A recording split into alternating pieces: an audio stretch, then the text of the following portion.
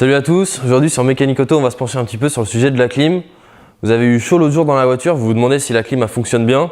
Bon, on regarde tout de suite comment ça marche.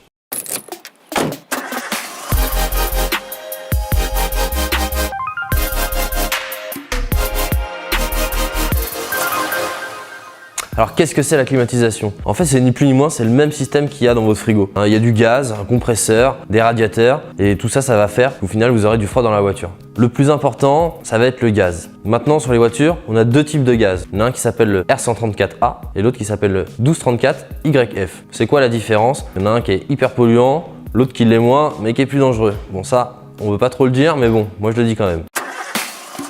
Qu'est-ce qui va se passer? Il y a un compresseur en fait qui va être entraîné par le moteur, qui va compresser ce gaz. Du coup, ça va l'échauffer énormément. Il va être sous pression et il va devenir très chaud. Et du coup, il va passer dans le radiateur qui est devant la voiture. On va commencer à le refroidir un tout petit peu. Après, il va passer dans les tuyaux. Il va arriver au niveau de l'habitacle. Il va passer dans un détendeur. À peu près le même principe qu'au niveau des aérosols en fait. Peut-être les aérosols, vous avez déjà fait quand vous l'utilisez longtemps.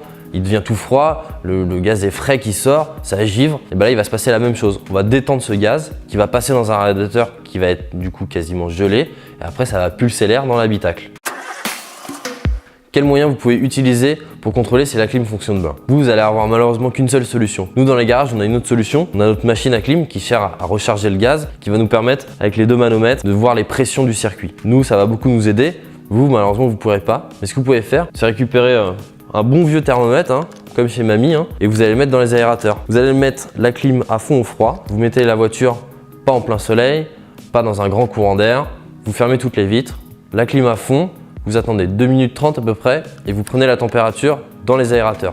Température extérieure de 25 degrés. Si dans la voiture, en sortie d'aérateur, vous êtes entre 4 et 7 voire 8 degrés, c'est que la clim est quand même bien opérationnelle. Si vous dépassez ces températures, c'est que là, il doit y avoir un manque de gaz dans la voiture et du coup, il faudra recharger la clim en gaz. Alors, il faut savoir qu'en garage, faire un bilan clim, donc on branche la machine, on vérifie les pressions et on regarde la température au niveau des aérateurs, ça peut coûter à peu près une vingtaine d'euros un bilan clim. Là, tout seul, vous n'aurez pas les pressions, mais vous avez déjà un ordre d'idée de savoir à quelle température ça sort et du coup, s'il y a vraiment nécessité de recharger la clim ou non. Une petite règle quand même à savoir, le circuit n'est pas 100% étanche. Il y aura toujours un petit peu de perte. Moi, je considère qu'au bout de, allez, on va dire 6-7 ans, si vous n'avez jamais fait de recharge clim, il serait bien d'en faire une.